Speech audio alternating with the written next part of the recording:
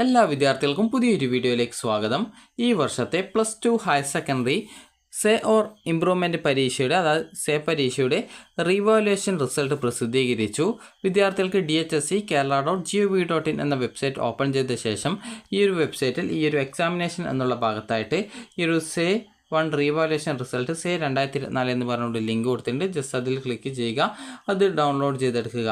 അപ്പോൾ ഞാനിവിടെ ഓൾറെഡി അത് ഡൗൺലോഡ് ചെയ്തെടുത്തുകൊണ്ടാണ് ഇങ്ങനെ കാണുന്നത്. അപ്പോൾ ജസ്റ്റ് ഈ ഒരു PDF പറഞ്ഞിട്ടുള്ളത് അതായത് 2024 ജൂണിൽ നടന്നിട്ടുള്ള second year higher secondary say or improvement പരീക്ഷയുടെ പുനർമൂല്യനിർണ്ണയം, സൂക്ഷ്മ പരിശോധന എന്നിവയുടെ ഫലം ഇതോടൊപ്പം പ്രസിദ്ധീകരിക്കുന്നു.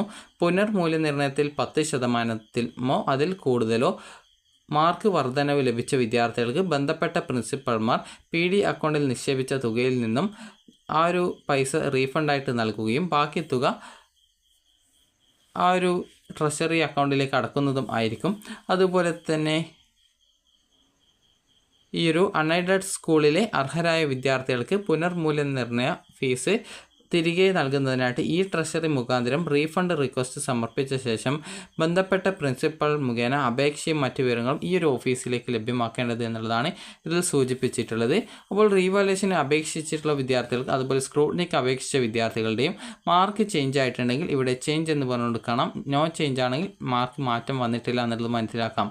റീവാലുവേഷൻ ആണെങ്കിൽ നിങ്ങൾക്ക് ഇവിടെ നിങ്ങളുടെ ഏതൊക്കെ മാർക്കുകളാണ് ചേഞ്ച് ചെയ്തത്, അത് നിങ്ങൾ അപേക്ഷ സമർപ്പിച്ച ആ ഒരു റീവാലുവേഷൻ അപ്ലൈ ചെയ്ത വിഷയങ്ങൾ ഏതൊക്കെ മാർക്കുകളാണ് ചേഞ്ച് വന്നിട്ടുള്ളത് എന്നുള്ള കാര്യം നിങ്ങൾക്ക് ഇതിൽ ചെക്ക് ചെയ്യാവുന്നതാണ്. ഏകദേശം 59 പേജ് ഉള്ളത് കൊണ്ട് തന്നെ നിങ്ങൾക്ക് നിങ്ങളുടെ ആപ്ലിക്കേഷൻ നമ്പർ വെച്ചിട്ട് സെർച്ച് ചെയ്ത് നോക്കാവുന്നതാണ്. ഇനി നമുക്ക് അടുത്തതായിട്ട് നോക്കാനായിട്ട് പോകുന്നത് നിങ്ങൾക്ക് ആർക്കൊക്കെയാണ് 10% മാർക്ക് കൂടിയുള്ളത്, റീഫണ്ടിന് അർഹതയുള്ളത് എന്നുള്ളതാണ്. അതിനായിട്ട് രണ്ടാമത്തെ ലിങ്കിൽ ക്ലിക്ക് ചെയ്യുക. ക്ലിക്ക് ചെയ്ത് ആ ഒരു PDF ഡൗൺലോഡ് ചെയ്തെടുക്കുക. അപ്പോൾ അവിടെ നിങ്ങൾക്ക് ആ ഒരു ലിങ്കിൽ ക്ലിക്ക് ചെയ്ത ശേഷം നിങ്ങൾക്ക് അടുത്തതായിട്ട് ഇവിടെ കാണാൻ സാധിക്കും ഏതൊക്കെ വിദ്യാർത്ഥികൾക്ക് ഏത് വിഷയത്തിനാണ് നിങ്ങൾ റീവാലുവേഷൻ കൊടുത്ത് ഈ ഒരു 10% മാർക്ക് കൂടിയിട്ടുള്ളത്, ആ ഒരു വിഷയത്തിൻ്റെ പൈസ നിങ്ങൾക്ക് റീഫണ്ട് ആയിട്ട് കിട്ടുന്നതാണ്.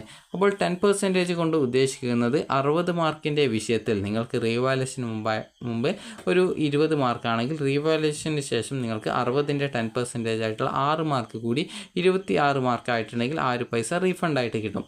അതുപോലെ തന്നെ നിങ്ങൾക്ക് 80 മാർക്കിൻ്റെ വിഷയം ആണെങ്കിൽ റീവാലുവേഷന് മുമ്പ് നിങ്ങൾക്കൊരു 20 മാർക്കാണ് ഉള്ളത്.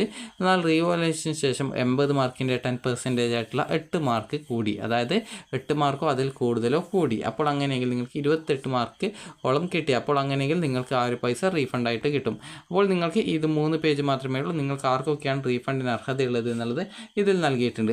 അപ്പോൾ ജസ്റ്റ് ആ ഒരു രണ്ടാമത്തെ ലിങ്ക് നിങ്ങൾ ഡൗൺലോഡ് ചെയ്തെടുക്കുക.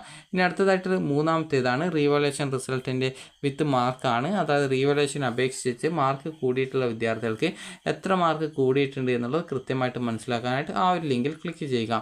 ക്ലിക്ക് ചെയ്ത് ആ ഒരു PDF നിങ്ങൾക്ക് ഇതേ രീതിയിൽ തന്നെ ഡൗൺലോഡ് ചെയ്തെടുക്കാം. ഡൗൺലോഡ് ചെയ്തെടുത്ത് കഴിഞ്ഞാൽ ഇവിടെ നിങ്ങൾക്ക് ആർക്കൊക്കെ എത്ര മാർക്കാണ് കൂടിയിട്ടുള്ളത്, അതുപോലെ തന്നെ ഇവിടെ നിങ്ങൾക്ക് മാക്സിമം മാർക്ക് എത്രയാണ്, റീവാലുവേഷന് മുമ്പുള്ള മാർക്ക് എത്രയാണ്, റീവാലുവേഷന് ശേഷം എത്ര മാർക്കാണ് കിട്ടിയുള്ളത് എന്നുള്ളത് കൃത്യമായിട്ട് മനസ്സിലാക്കാം. അപ്പോൾ ഈ ഒരു രീതിയിൽ നിങ്ങൾക്ക് റീവാലുവേഷന് മുമ്പുള്ള മാർക്ക് എത്രയാണ്, റീവാലുവേഷന് ശേഷം എത്ര മാർക്കാണ് കൂടിയത് എന്നുള്ളത് കൃത്യമായിട്ട് മനസ്സിലാക്കാവുന്നതും അതുപോലെ തന്നെ നിങ്ങൾക്ക് 10% മാർക്ക് കൂടിയിട്ടുണ്ടോ എന്നുള്ളത് മനസ്സിലാക്കാം. ഇപ്പോൾ ഒരു വിദ്യാർത്ഥിക്ക് ഇപ്പോൾ ഒരു ഉദാഹരണം പറയുകയാണെങ്കിൽ ഇപ്പോൾ ഒരു വിദ്യാർത്ഥിയുടെ മാർക്ക് എന്ന് പറയുന്നത് ഇവിടെ നിങ്ങൾക്ക് കാണാനായിട്ട് സാധിക്കുന്നതാണ്. ഇപ്പോൾ ഈ ഒരു മാർക്ക് എടുക്കാം, അതായത് ഈ ഒരു 60ൽ 15 മാർക്കാണ് ആ ഒരു വിദ്യാർത്ഥിക്ക് റീവാലുവേഷൻ മുമ്പുണ്ടായിരുന്നത് അക്കൗണ്ടൻസിക്ക്.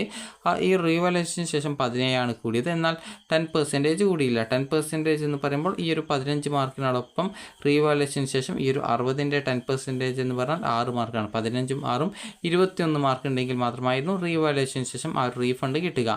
ഇനി 80 മാർക്കിൻ്റെ വിഷയം എടുക്കുകയാണെങ്കിൽ ഇവിടെ റീവാലുവേഷന് മുമ്പ് 10 മാർക്കാണ് ഉണ്ടായിരുന്നത്.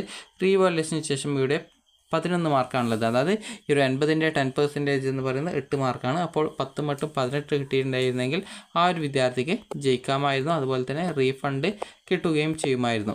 അപ്പോൾ ഈ ഒരു രീതിയിൽ നിങ്ങൾക്ക് നിങ്ങളുടെ മാർക്ക് ഡീറ്റെയിൽസും അതുപോലെ തന്നെ ഈ ഒരു റീവാലുവേഷൻ സ്ക്രൂട്ടിനി റിസൾട്ടും അറിയാൻ സാധിക്കുന്നതാണ്.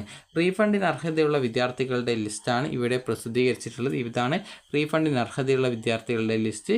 ഇത് നിങ്ങളുടെ മാർക്ക് കൂടി ഉൾപ്പെട്ടിട്ടുള്ള ആ ഒരു റിസൾട്ടാണ്. ഇത് നിങ്ങൾക്ക് റീവാലുവേഷന് ശേഷം മാർക്ക് കൂടിയിട്ടുണ്ടോ ഇല്ല എന്നുള്ളത് അറിയാനുള്ള ലിസ്റ്റാണ്. അപ്പോൾ നിങ്ങൾക്ക് ഈ ഒരു ലിങ്കിൽ ക്ലിക്ക് ചെയ്ത് നിങ്ങൾക്ക് ആവശ്യമായിട്ടുള്ള റിസൾട്ട് ലിങ്ക് ഡൗൺലോഡ് ചെയ്ത് നിങ്ങളുടെ റിസൾട്ട് അറിയുക.